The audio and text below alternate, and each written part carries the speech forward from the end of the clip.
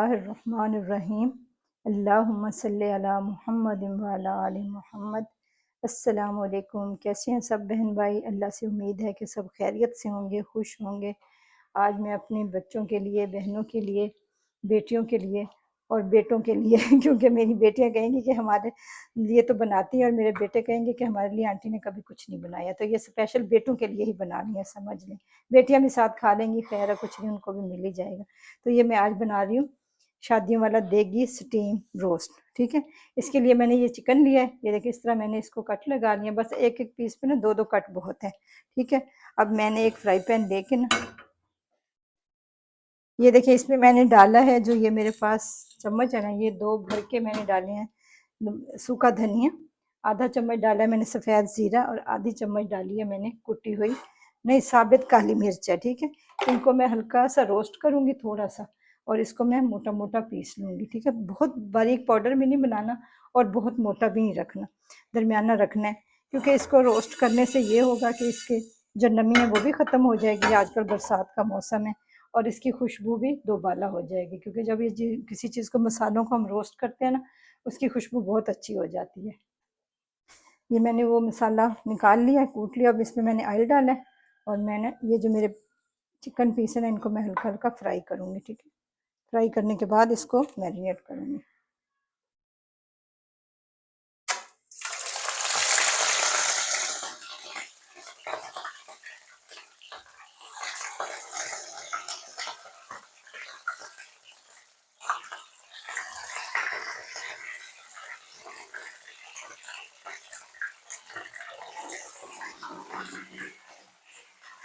इनको मैंने हल्का हल्का फ्राई करना है, बहुत ज़्यादा नहीं करना, दोनों साइडों से। ठीक है, ये साइड हो जाएगी, थोड़ा सा ऑयल डालें आप और इनको आराम आराम से 2 से 3 मिनट एक साइड फ्राई करेंगे।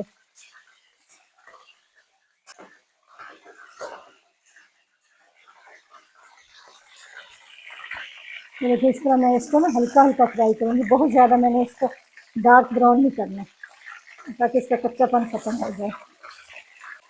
ये देखिए, वैसे तो अक्सर लोग स्टीम रोस्ट फ्राई किए बगैर ही बनाते हैं, लेकिन इनको अगर हल्का सा फ्राई कर लेना तो इसका टेस्ट ज़्यादा ज़रा मज़े का आता है। तो 3-4 किस्म के मैं बनाती हूँ स्टीम रोस्ट, तो आपको मैं दूसरी रेसिपी भी आपसे शेयर करूँगी। तो आज मैं ये वाले बना रही हूँ। ठीक है, ये देखिए एक एक साइड पे इसका कलर आ गया।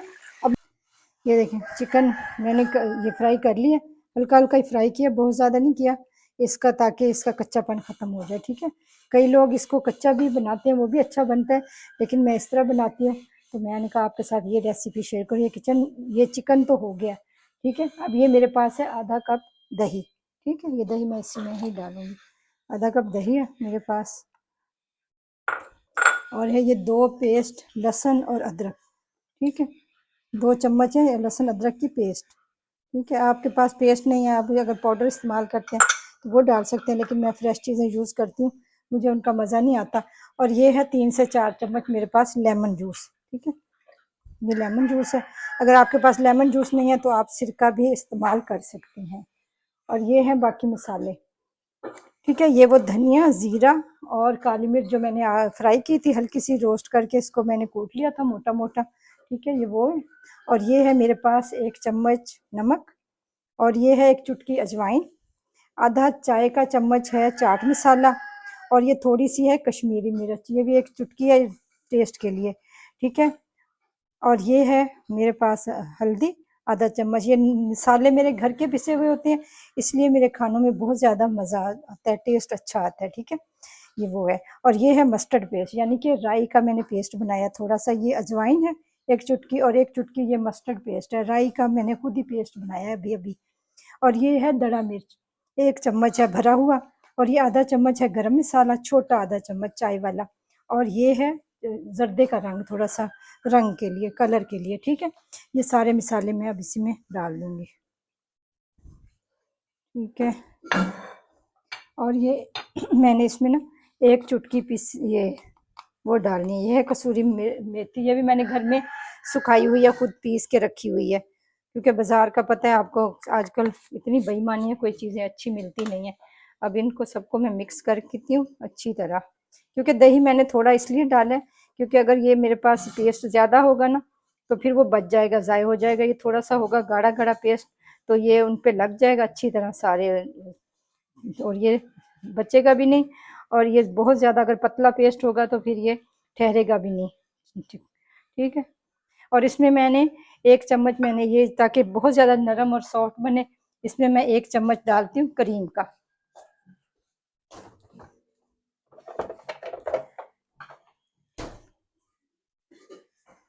ये मेरे पास मिल्क पैक वालों की क्रीम है, आपके पास जो भी हो। अगर क्रीम नहीं है तो आप मक्खन भी यूज़ कर सकते हैं, 1 चम्मच आप मक्खन डाल लें। ये देखें 1 चम्मच तकरीबन मैं डालूंगी, ताकि ये जो हमारे चिकन पीस है ना, ये ज़्यादा नरम और मुलायम बने, और इसका टेस्ट भी अच्छा ही आता है। चलें जी, साइड। अब ये जो हमने इस पे कट लगाए थे ना, हमने सारा मसाला इसमें अच्छी तरह भर देना है। ठीक है। ये जो इसको हमने सारा मसाला लगा के ना, इसको फ्रिज में हमने तकरीबन, अगर आपके पास ज़्यादा टाइम है तो आप इसको ज़्यादा टाइम के लिए रख दें, वो ज़्यादा नरम और जूसी बनेगा, और मसाला भी अच्छी तरह उसमें जज्ब हो जाएगा। अगर टाइम कम है तो आप 1 से 1.5 घंटे के लिए भी इसको मैरिनेट कर सकते हैं। ये देखिए इसी तरह मैं सबको मैरिनेट करूँगी, और इसको मैं फ्रिज में 1 घंटे के लिए छोड़ देती हूँ, क्योंकि मैंने अभी दोपहर का खाना बनाना है, तो मेरे पास इतना ज़्यादा टाइम नहीं है, तो मैं इसे 1.5 घंटा ही मैरिनेट करूँगी।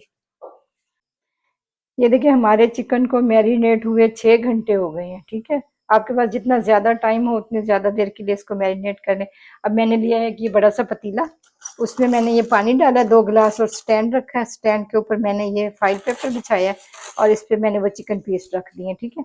और ये जो चिकन, अगर इसको आप कवर चेक करना चाहें तो कवर कर दें, अगर कवर नहीं करना चाहते तो ऐसे ही रख दें, क्योंकि जब पानी उबलेगा हम ऊपर इसको ढक्कन दे के अच्छा सा कवर करेंगे, और इसकी बहुत अच्छी स्टीम बनेगी। और इसको हम पहले 10 मिनट के लिए हम फुल आग करेंगे, ताकि पानी उबलना शुरू हो जाए।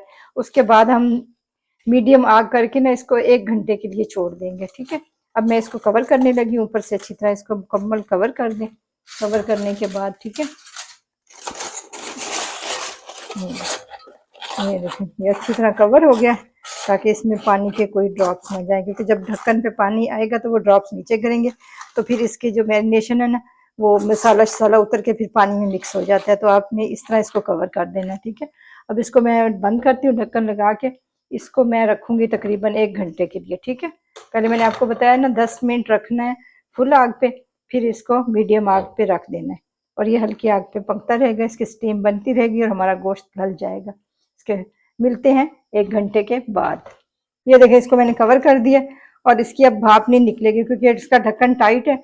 अगर आपके पास थोड़ा लूज ढक्कन वाला हो तो आप उसके ऊपर वजन दे दें, या जो ये फाइल पेपर है ये आप ढक्कन के ऊपर अच्छी तरह, जैसे हम चावलों को दम देते हैं ना, तो उस पर कपड़ा लगाते हैं, तो इस पर आप फाइल पेपर लगा दें। लेकिन इसका ढक्कन टाइट है, तो इसकी हवा नहीं निकलेगी बाहर, भाप बाहर नहीं निकलेगी।